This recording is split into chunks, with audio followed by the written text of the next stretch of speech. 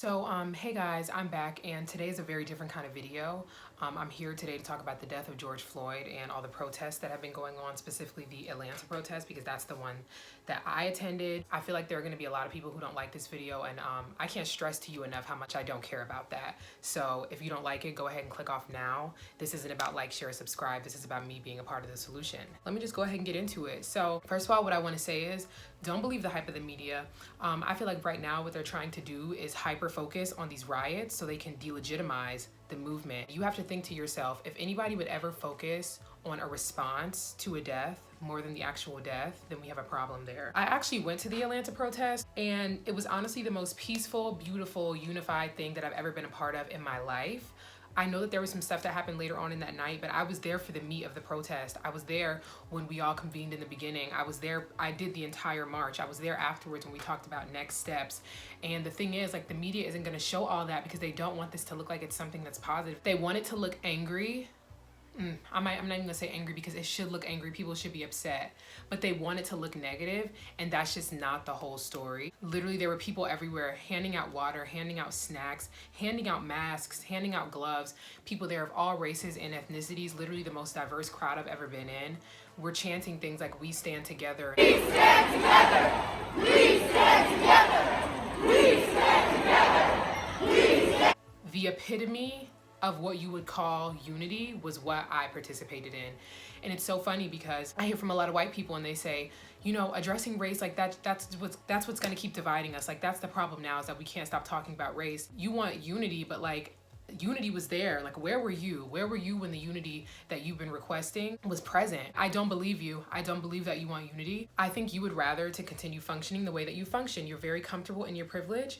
And if you were to acknowledge what's going on, you would have to acknowledge that you're complicit in some way and that there's work that you need to do. So throw away your unity argument because it's BS, because I was there and it was unified. Everybody there was so different.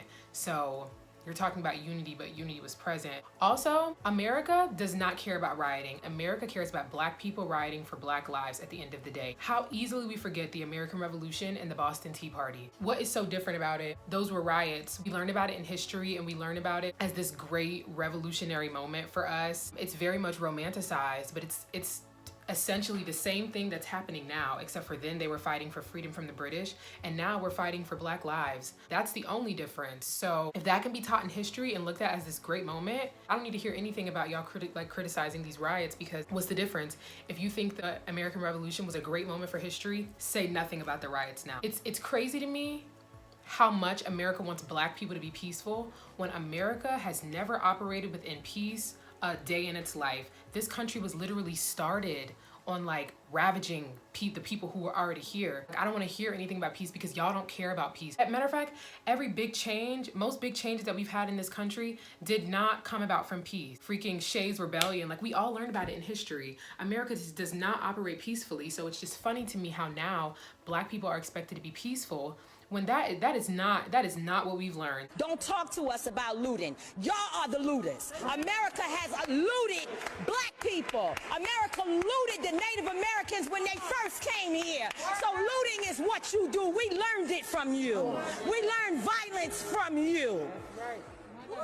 We learned violence from you. The violence was what we learned from you. So if you want us to do better, then damn it, you do better. Do I want people to riot? Do I want people to loot? No. What I feel like y'all are failing to understand is the people who are rioting and looting don't even want to have to riot and loot. They don't want to be in this position. Why would they want to do this, but they feel like they have to? You have to understand that at a point, people have been pushed so far, and you guys want them to protest peacefully, which people are protesting peacefully, but America doesn't even respond to peace. So America, if you want your people not to riot, respond to them when they were peaceful. No, I don't want anyone to riot. I don't want anyone to loot, but I understand it. And like I said, the people who were doing it don't even want to have to do it. It's just gotten to that point. It's even funnier because there have been riots for less. There have been so many riots where like white people are rioting because their football team lost. White people are rioting because their football team won. Burning cars, turning over cars, death. But when you see the news report for them, it's, oh, this was a party that got a little bit out of hand. A couple of rowdy college students. Once again, America does not care about rioting and looting.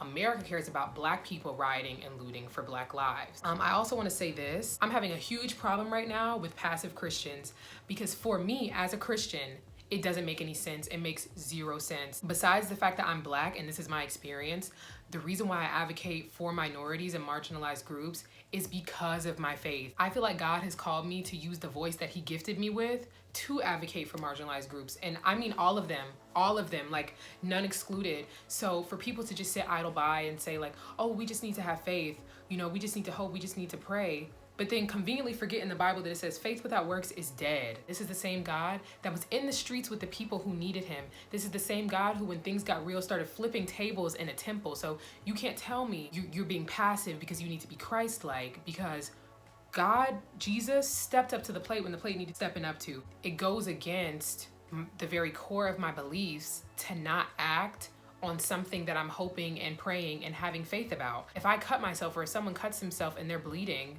I'm not going to just pray that their cut heals and just pray that they stop bleeding. I'm gonna offer them a Band-Aid, because you have to have action behind what you're doing. You can't just hope that it's gonna happen. Nothing happens that way. Don't give me this argument of we have to hope and we have to pray. Of course, 100% send all your hopes and prayers, but I need to see you acting too.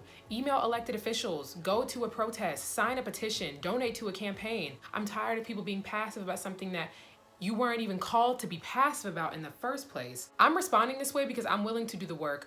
I'm willing to put forth positive and unwavering action. I don't care if it makes people uncomfortable, because at the end of the day, I'm gonna be on the right side of history. Like, while I'm here on this earth, I'm gonna advocate for people no matter what. There are things that are more important than how I feel. What if it happened to you or somebody that you knew and the world was silent about it? Like, how would you feel? How would you feel if you were never served justice, like while you lived on this earth? So no, I'll never be quiet and I'll never be silent about it. At the end of the day, these families that have lost all these people deserve justice. We as a community deserve justice. For that reason, I'll never stop. I'll never be quiet. I'll say it again. America does not care about rioting. America does not care about peace. America doesn't respond to peace. Do I want people to have to riot? Absolutely not, but I understand why people feel like they have to riot. You've pushed them to this point. If you want to conveniently forget all the bullcrap that America has done and still does, all the things that we learn about in history, things that are taught to us as great moments that are no different from this moment, if you don't make that connection, then that's on you. At the end of the day, we live in America with 3 Ks, and I stand by that, and I stand by making sure that I can do everything to change that. The system is not broken. It's working the exact way that they intended it to work. So no, we don't need to fix the system. We need a whole new one. Thank you.